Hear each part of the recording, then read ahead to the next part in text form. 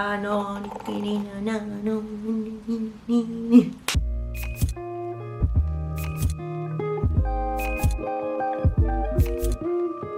يا حلوين، رجعت لكم اليوم وفيديو جديد. اليوم الفيديو راح نحكي بيه عن البشرة وشلون نعتني بيها. هواية توصلني مسجات انه مينا شنو الكريم اللي استخدمه، انا عندي حب شباب شلون اعالجه، مينا انا عندي كذا، انا كم اسئلة كم اسئلة. فقلت اختصر لكم اياها فيديو على اليوتيوب واراويكم شلون طريقة العناية ببشرتي وشنو اللي اسويه. طبعا قبل ما نبلش الفيديو اريدكم تسوون سبسكرايب، بس لو تشوفون وجه مريم اللي ورا سبسكرايب وتشكلوا شغلوا جرس التنبيه. اوكي، على مود نبلش بالفيديو. قبل ما نبلش الفيديو كل التفاصيل اللي انا استخدمها، لازم اي كريم تستخدموه او اي شيء تحطوه على وجهكم تسألون اخصائي بي.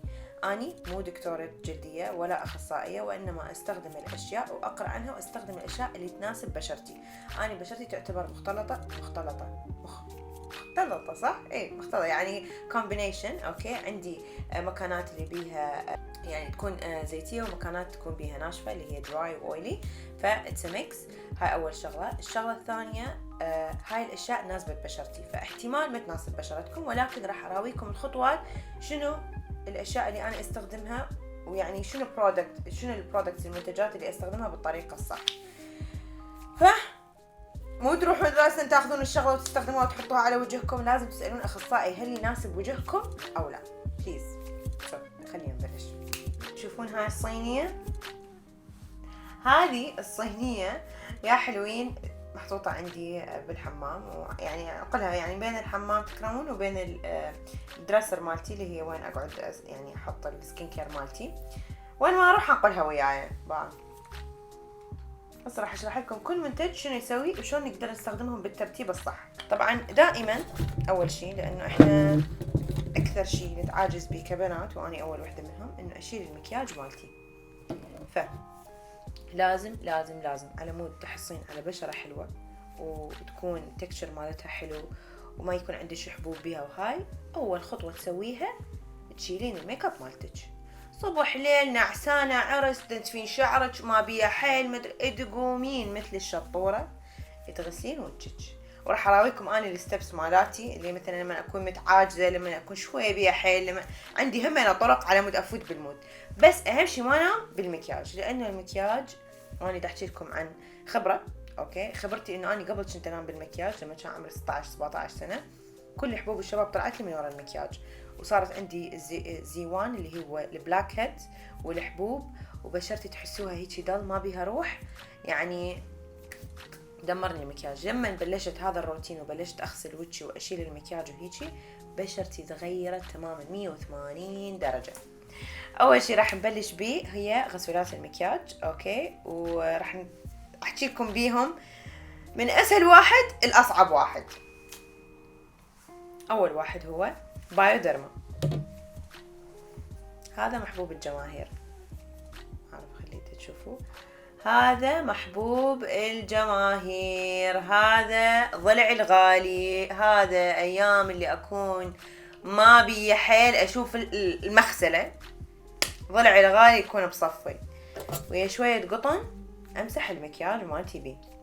دائما اسوي هذه الفقرة اذا ما بي حيل شي يتلعوص وجهي ما ادري شنو. فهذه للبنات العجوزيات اللي ما لهن خلق او ليزي، يعني هذا اقل شيء. بايوديرما ويا قطنايه وتمسحين بيه وجهك وتتاكدين، يعني مسحي اكثر من مره. انا هسه ما حاطه مكياج، بس دا اراويكم البرودكتس اللي انا استخدمها. اول شيء this baby. نجي هسه يابا انتي ما عندك هالعجوزيه كلش هواي حابه تغسلين وجهك، راح اراويكم ستيب. اوكي، كلش سهله وبسيطه تقدرون تسهل عليكم الريموفينج للميك اب، لانه الميك اب اعرف اذا غسلي بصابون يلزق وبالغسول وما ادري شنو هاي، فقمت دائما ادور واي سيرش لطرق انه تسهلي غسل الميك اب مالتي. الشغله الثانيه اللي هي هذا اللي اسمه facial cleansing oil it's magic من موريمو. هذا ضلع الغالي نمبر 2.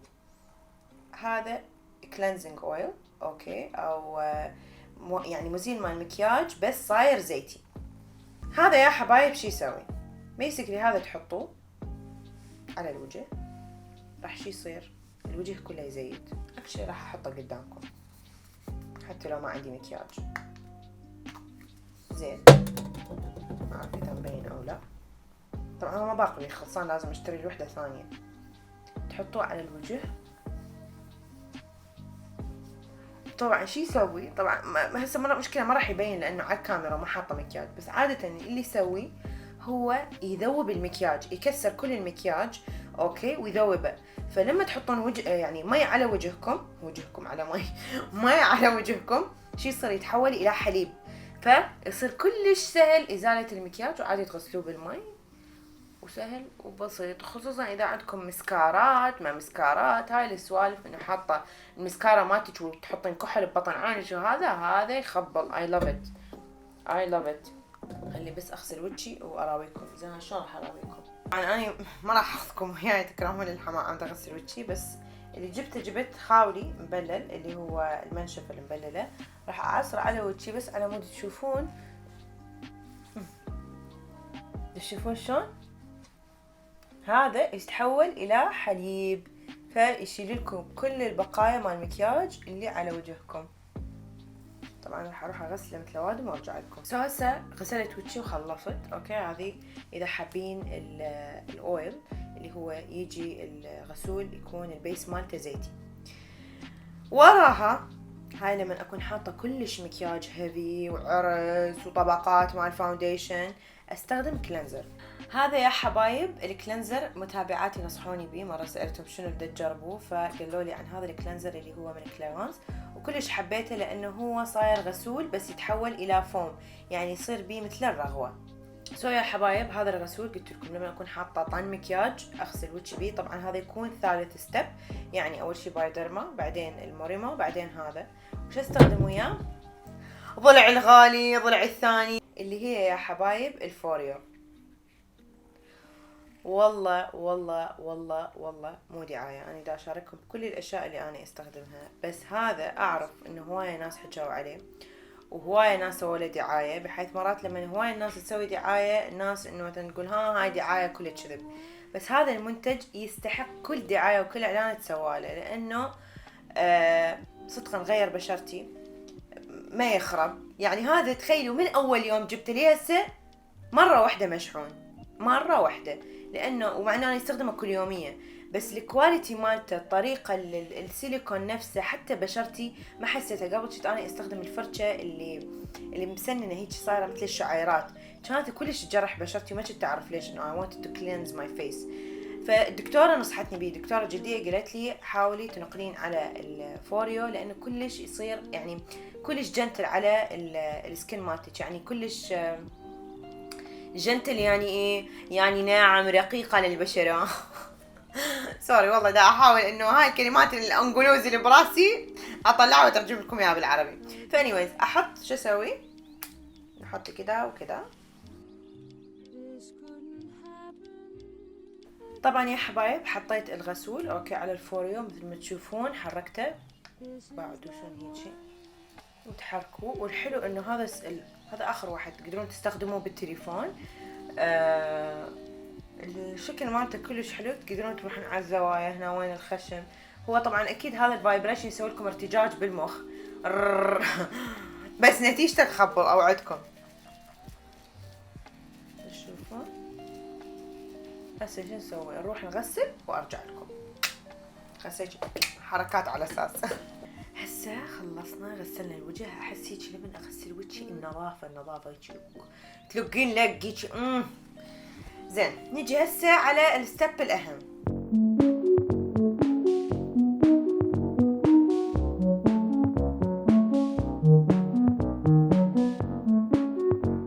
من انشف عيني، تعلمنا من الدكاتره والاجانب لازم تلزمين الخاولي، يكون الخاولي مالتك مو من يكون هذا الرف، ولما تنشفين هيجي يعني طبقي لك غفه وانت دا تنشفين، لانه الخاولي اللي هي الخاولي يعني منشفه بالعراقي، لا الخاولي خاولي بالعراقي يعني منشفه، صح قلتها ما اعرف ايش بيها والله، مطفيها من الخبز اللي دا خبزه بوتشي. المهم المناشف ممكن تجرح همين البشرة، تجرح عندك هنا المسامات مالتك أو تأذيك، وخصوصا الناس اللي عندهم بشرة حساسة. فدائما حاولوا تجيبون منشفة أو خاولي يكون شوية ناعم، ولما يتنشفون بنعومة برقة، دفاشة ما نبي، عركات ويا الوجه ما نبي، على مود بشرتنا تصير حلوة. خلصنا هسه من الغسولات والترتيبات وكل هالسوالف. نيجي هسه على الفقرة الأهم اللي هي شلون مينا اني عندي تونر وعندي سيرم وعندي مرطب وعندي ابو العيون وعندي اويل وعندي بس ما اعرف شنو اللي احطه بالترتيب. انا راح اساعدكم وراح اراويكم شنو المنتجات اللي لازم بالاول تنحط بالترتيب او شلون تستخدموها بالتسلسل. خلينا نبلش. اول شي راح نبلش بيه يا حبايب السكين كير اللي هو التونر. انا حاليا دا استخدم اللي هو هذا التونر من اولي هنريكسن. هذا التونر يا حبايب قصته شنو؟ انه يعني مسوي لي الدارك سبوتس او اللي عندهم بقع كلف. طبعا انا عندي هنا هاي الطقعة، ما اعرف اذا تشوفوها، هواي حاولت اعالجها تروح وترجع، وطبعا اكيد الغلط من عندي لانه اني دائما احب اسوي تانينج اللي هو اسمر جسمي يعني، ومع انه احط هواي سن بلوكس وهاي السوالف الا ما يروح شوية فتاخذ لون بسرعة وتضايقني. فاستخدم هذا التونر لانه يناسب بشرتي. طبعا لازم تشيكون ويا الدرماتولوجيست مالتكم اذا يفيد هذا بشرتكم او لا، لانه اكو ناس قالوا ما ناسبنا هواية واكو ناس قالوا ناسبنا. انا عني ناسبني، ما شفت عليه اي سايد افكت. هاي اول شغله. والشغله الثانيه ليش مهم انه تستخدمون تونر لان ورا ما تغسلون وجهكم، لانه انتم اول ما غسلتوا وجهكم وخصوصا اذا استخدمتوا الفوريا او فرشه او اي شيء مساماتكم كلها تنظفت وظلت مفتوحه. التونر تقدرون تحسبون التونر مثل المعقم، فشي يسوي كل هاي المسامات المفتوحة يسد لكم اياها او يغلقها بطريقة عم تفوت الوساخة بيها او البولوشن او على مود تستفاد بشرتكم منها. حطيت وراح اوزع على بشرتي. طبعا دائما نتجنب منطقة العين لما نحط التونر. انا اركز على هاي المنطقة لان عندي بيها دارك سبوت اللي هي الطقعة مال الكلف.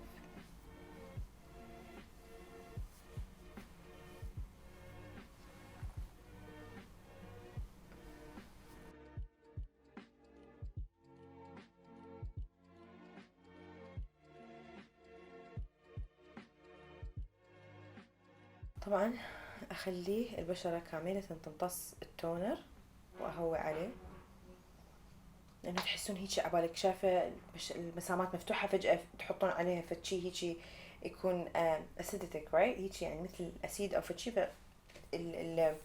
البورز مالتكم او المسامات كلها تشد هيك تتشنج.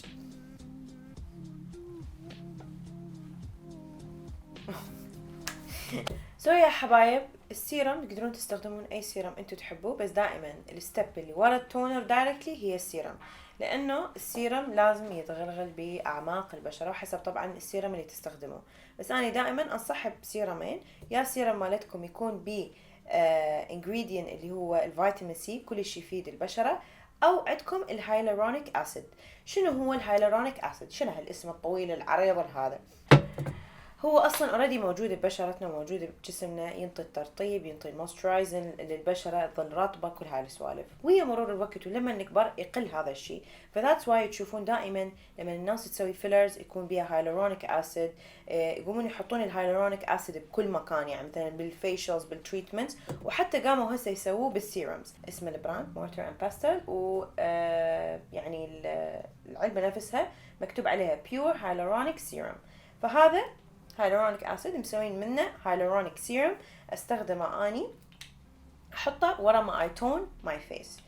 طبعا لما تكون عندكم يعني ابليكيتر نفس هذا دائما نصيحتي انه ما تحطوه على البشرة وانما تحطوه على الايد. فراح نستخدم نقطة 2 3 حطيناه على البشرة. شنو اللي اسوي اني دائما احطه على ايدي وبعدين ابلش اوزع على بشرتي بهالطريقة، مو هيجي هاي والله الحركات كلها انا كنت اسويها، بس يعني واحد غير يتعلم، نشوف الدكاترة ونشوف اليوتيوب ونشوف هالاشياء. وصراحة لما بلشت اسوي الطريقة مالتهم، ما كنت اضحك عليهم قبل اكون وياكم صريحة، بس very nice، فير nice يعني. كل شفت عليها فرق. طبعا اهم شي الرقبة مالتنا، شوية تدلون البشرة. نيجي يا حبايب على شلون نعالج الحب الموسمي، او اذا عندكم تصير عندكم وايت هيدز بين فترة وفترة، شلون نشيلها. طبعا اني استخدم هذا المنتج اوكي من ماريو باديسكو. هذا يا حبايب شي يسوي، صراحة اقول لكم تجيبون مال اذن قطمة وتغمسوا بيها، تحطون خلي اراويكم هيجي، تحطون القطمة جوا، وطبعا خلي اراويكم المحلول شلون صاير هيجي. تشوفون يا حبايب المحلول متقسم الى قسمين، عندكم هذا السائل وهذا، ما تخلطوه لا، وانما تنزلوه راح يطلع. اللي راح نسويه انه هذا البرودكت اللي طلع ما راح نرجع ندخل ندخل، لانه انتم بدكم تنقلون البكتيريا اللي تحطوها على الحبايه بالعلبه. فايش راح نسوي؟ مثلا هسه عندنا قدم لكم سعديه جاي تسلم عليكم، طلعت لي برقبتي الحمد لله، بالرقبه ولا بنص القصه. المهم فنحطها على سعديه ونخليها تنشف. حطيناه يا حبايب على الحبايه. هذا حالاته شنو؟ حطيتوه تنامون، تقومون ثاني يوم الصبح تلاقوها ناشفه، وطبعا تستخدموا بيومين ثلاثه حسب الحبايه وكبرها، ينشف لكم اياها كلش حلو. اني هواي استفاد عليه. هذا واحد. نيجي على ستيب، احنا حطينا تونر وسيرم، هسه نيجي على هذا مال الحبوب. نيجي رابع ستيب اللي هي كريم العيون. كريم العيون يا حبايب أنا أستخدم هذا من ماركة كلارنس أوكي، اسمه توتال آي ليفت. طبعا يا حبايب مرطبات العين أو كريمات العيون أوكي it verifies، يعني إنه أكو هواية فرايتيز بيها، إنه هواية أنواع. عندش اللي يشيل الهالات، اللي يشيل التجاعيد، اللي يشيل المدري شنو. شوفوا with all the experience كلهم يعني شلون أشرح لكم، ماكو شي شال شي تماما، وانما يحسنه. ماكو في شي عندكم انه راح تحطوه ثاني يوم راح تقومون صدق انه ما عندكم سواد جوا العين ومدري نو. اللي يصير انه انهانس، يعني مثلا اذا اني سواد العين ممكن يوصل لهنا، ممكن يقلل لي اياه، ولكن ما راح يخفيه تماما. هذا لازم شي تعرفوه. ليش؟ لانه ليش احنا يصير عندنا سواد جوا العين؟ you guys know سواد جوا العين it's basically الدم ينحصر اوكي، سو انتوا وينشف، فلما ينشف وينحصر ينطيكم هذا الداركنس اللي هو جوا العين. هاي اول شغله. وذاتس واي يافتو حتى مساجد لما تسووه، واكو طريقه للمساج اللي هي لما تحطون الكريم جوا العين. طبعا هاي كلها مش تعرفها، ويا مرور الوقت تعلمتها، ولما كنت اسوي لقاءات وهاي اعرف شلون نحط هاي البرودكتس. راح نحط هسه كريم العين، تحطون هالقد، تشوفون ايش قد هالقد بس. شو تسوون بايديناتكم اوكي؟ مثلا راح احطه على هذول الاصبعين، ما اعرف شنو اسمهم بالعربي، عودوا تقولوا لي، وراح اخلطهم سويه هيجي، وباعوا اجيب هذول الاصبعين واوزعهم، لانه هذول الاصبعين لما تحطون الكريم ما راح يضغط اكثر شيء، لانه ما عليه هوايه بريشر، فينحط بطريقه كلش جنتل جوا العين وما يأذي العين. نفس الشي فوق العين ولهنا. وراح اعلمكم شغله. طبعا هذا الكريم الحلو بيه انه تقدرون تستخدموه الصبح بالليل لما تكون عيونكم شايفين قايمين منه ومنفخه وكل هاي السوالف، تقدرون تحطوه بعدين تحطون كونسيلر فوقه، كلش حلوه النتيجه. بلس راح اعلمكم شغله، على مود تاخذون دائما النتيجه الصح وبرفكت ريزلت، لازم تستخدمون هذول الحبايب.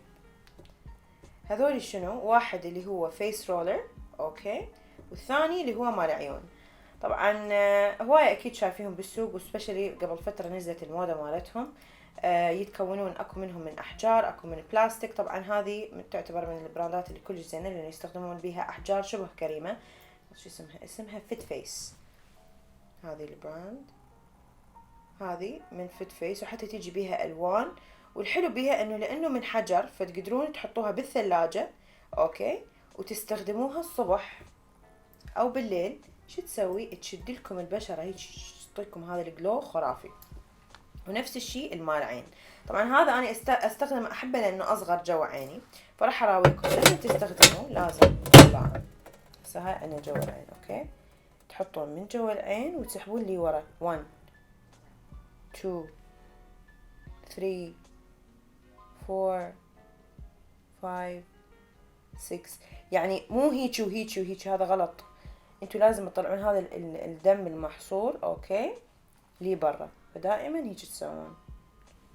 وطبعا انوه هذولي تولز مو امك واختك وبنت خالتك وبنت الجيران يستخدموها، لازم كل وحده تكون التولز مالتها موجوده إلها وحدها. يعني لانه هاي خلص تكون متعوده على بشرتك، لما راح تنقلين وحده مثلا عندها حب وحده ما يصير، يعني كل وحده تشتري مالتها، ما يصير اكو بيها مشاركه اوكي. فنسوي نفس الطريقه هنا، ونفس الشيء للعين. 1 2 3 4 5.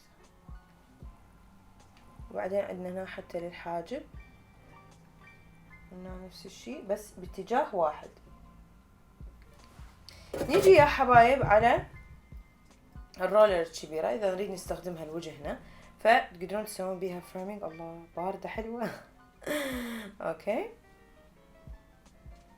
هذه عادي تقدرون تستخدموها اكثر من اتجاه نو بروبلم. وعندكم هنا همينة. والحلو بهذه التولز اللي هي تسوي البلود سيركيليشن بالوجه، يعني اللي تنشط الدورة الدموية بالوجه، فتحسون دائما وجهكم جلوي، وجهكم به هواية طاقة، يشع جلوب اوكي.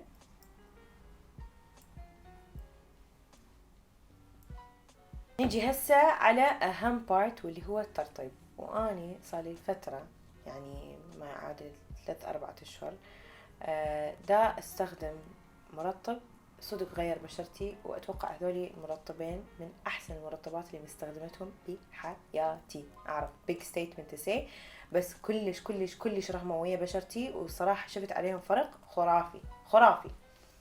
اللي هم 100 زنقة ورنقة أنا أسميهم، اللي هم هذولي البرودكت من H3، واحد لليل وواحد للصباح. يا حبايب شنو قصة زينجو رينجو؟ اوكي قصة زينجو رينجو صديقتي هي مالتها البراند، جتي قالت لي اعطتني تستر، قالت لي جربي هذا الكريم. قلت لها يابا اوكي شنو هذا بي؟ كانت تقولي جربي وقولي لي شنو رايك. حتى وقتها ما كانت تعرف شو حتسمي البراند ولا شيء ولا شيء. قلت لها يابا اوكي. جربت الكريم اول يوم ثاني يوم ثالث يوم احس وجهي يعني جلو يخبل اوكي كلش كلش، يعني بشرتي رحمة هذا الكريم والمكونات مالته. فخبرتها قلت لها شنو هذا يا بنت الحلال، شو السحر حاطتي بالعلبة؟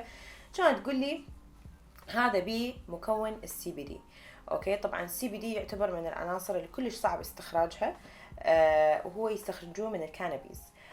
سبحان الله كل شيء بالحياة اكو زين وشين، بس السي بي دي طريقة استخراجه وطريقة وضعه بالهذه ما تتخيلون ايش قد تكومبلمنتس البشرة، وايش قد تساعد وتعطيكم هذا الجلو بالبشرة بطريقة خرافية. طبعا ما راح اكذب عليكم سعره مو كلش رخيص، ولكن سعره بي وفلوسه بي. التكشر مالته راح تنصدمون. انا طبعا هسه راح احط الكريم الصباحي لانه بعده مو ليل، بس تقدرون تستخدمون الليل اذا حابين تسوون السكين كير مال الليل. راح اراويكم باعوا لمن راح اعصر الكريم باعوا لونه اصفر. هاي اول شغله، لانه الكميه مال سي بي دي بالكريم كلش عاليه، وما حبوا انه يستخدمون اللي هي الروائح او يعني يحطون فليفرز ويغيرون هذا اللون الاصلي مال سي بي دي. هاي اول شغله. الشغله الثانيه اللي راح تستغربوها انه ريحته مو ريحة من هذول الكريمات اللي الله ريحته تخبل. انا ما اؤمن بالكريمات اللي ريحتها طيبة، لانه دائما الكريمات اللي بيها ريح ممكن تتحسس إلها البشرة وما تنطيكم نفس النتيجة. فما راح اقول لكم ريحته مو كلش واو، ولكن فعاليته بومبا هيجي واو. فراح اوزعه على بشرتي.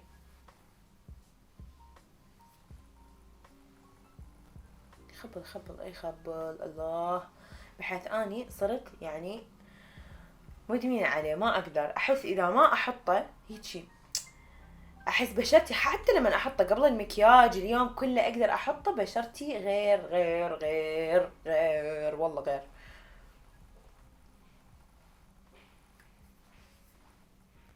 نسوي شوية مساج ندلع البشرة. خلصنا من ترطيب الوجه. خلصنا من ترطيب الوجه. هسه اللي راح نسويه يا حبايب، اذا كنتوا الصبح طالعين فلازم تستخدمون شنو هذا؟ سان بلوك. السان بلوك هذا استخدمه من موريمو، اوكي 50%، والحلو صاير بيه مثل الديودرنت باو. اوكي ليش احبه؟ لانه كلش سهل استخدامه، فتقدرون تستخدموه وتوزعوه على البشرة وبعدين تحطون الميك اب مالتكم. very nice. فنوزعه على البشرة. طبعا اكيد اذا انتم بالليل وتسوون النايت روتين مالتكم ماكو داعي تحطون سان بلوك، تقدرون تستخدمون المرطب مالتكم الليلي وتنامون. بس انه اني اصلا باقيه بالبيت فذات واي حطيت لكم هاي، لانه حبيت اراويكم الستبس. نكون بهالطريقه خلصنا كل السوالف اللي انا استخدمها للسكين كير مالتي. طبعا راح احط لكم جوا كل البرودكتس اللي استخدمتها بالتفاصيل ومن وين تقدرون تشتروها. ان شاء الله يا رب استفادتوا، وشاركوني جوا بالتعليقات شنو السكين كير مالتكم وشنو تحبون تحطون على وجهكم، والاشياء اللي رحمت لكم او ما رحمت لكم. وان شاء الله استفادتوا. احبكم واشوفكم فيديو جديد. باي.